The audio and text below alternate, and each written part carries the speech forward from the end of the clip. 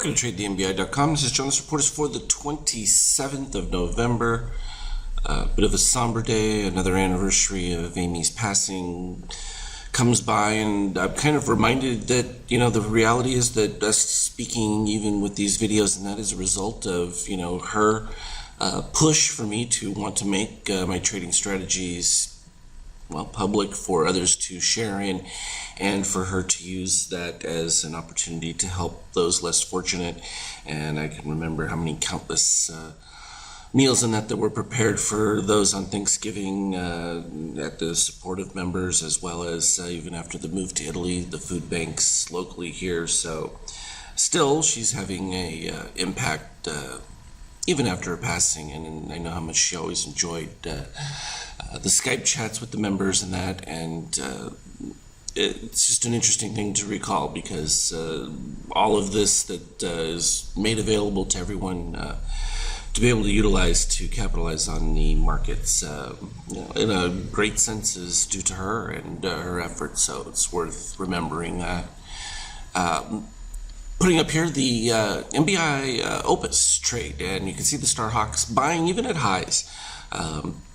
It's interesting with this where this combination added into that little market dip below the ABM yellow here that created technical loss on that. If you were trading it per its actual individuals, you still would have been in that trade long. And actually created a new one that will be added into the program, which is the dips that go with cyan under red, and you have rising steel below negative 7.5, as well as rising green, and that turns out to be another very profitable combination that'll probably get added in there.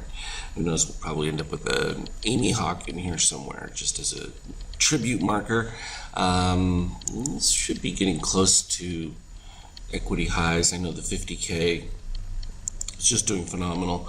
We're currently in this one that's plus. From a daily standpoint, you can see continue to rise even at the highs. We're positive extreme, so we know we're going to get fill back, but that continued rising ABM yellow creates that beautiful split point, and then we also have the ABM green down there below that's caught in between the two, and that just makes it for easy transition points going forward. But rising red, there will be a lot of people talking about overbought and blah blah blah blah, but the reality is we can see through here that we had a brief reset, shakeout, came back down, turnaround, peak, and as long as it takes out the previous high, this could continue even further.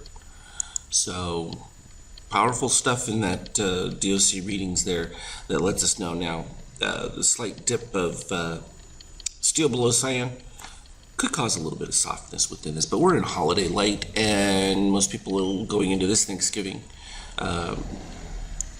economically and stuff, things are pretty decent, so nothing really to object to. We expected the euro to fill back down into this low, but this is pretty close. Just a small fraction until we get to that 38% at 10.09 on a euro. From a oil standpoint, still holding up at the peaks.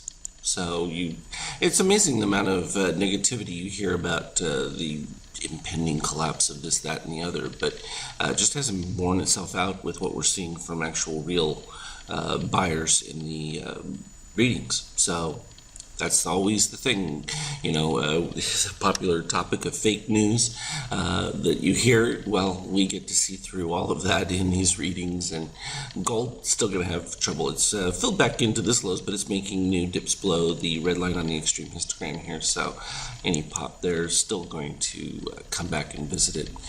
From a 5K standpoint, this is a pretty clean day. We had these nice runs from the initial little dip move that we had, turned around and produced a nice little pop. We get to the peaks there, and DOC spread, it was a pretty clean one. You had the steel crossing at the same time you had steel crossing below cyan, orange spiking up, and the green moving below red, and that happened just before the eventual full-on breakdown.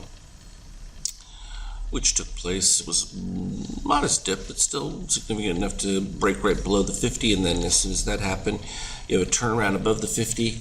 I even like that early on, especially since you didn't have the green ever break below red to reset anything. So this had stayed within the long configuration and a higher P2 pivot here of the red DOC, and boom, it just continued, and that led to cyan under red. For the most part, a little soft period right there, but then green reassembling back above and just taking off, skyrocketing through there. If I flip real quick to the 50K, you can see that the Momo on the Opus T had bought, and that was all the way at 31.19, so 30 points. Not bad, nothing to object to there. We'll just continue to follow it.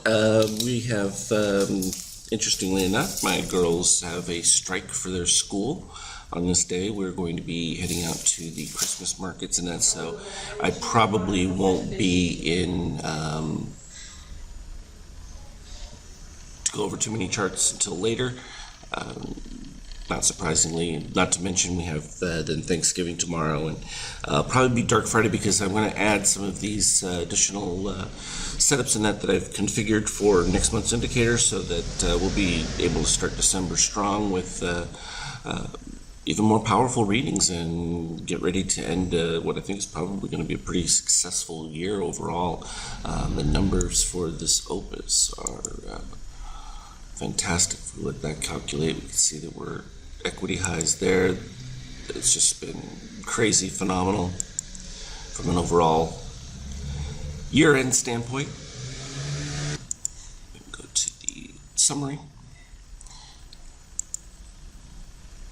And that's that for now. As always, though, I will keep you updated. If I'm around to put up any unique or interesting setups, I certainly will do it. I hope everyone is preparing for a wonderful Thanksgiving, and just grateful to have family around, and also somber at the same time, remembering those that made a significant impact in our lives. As always, though, trade well. We'll talk to you later.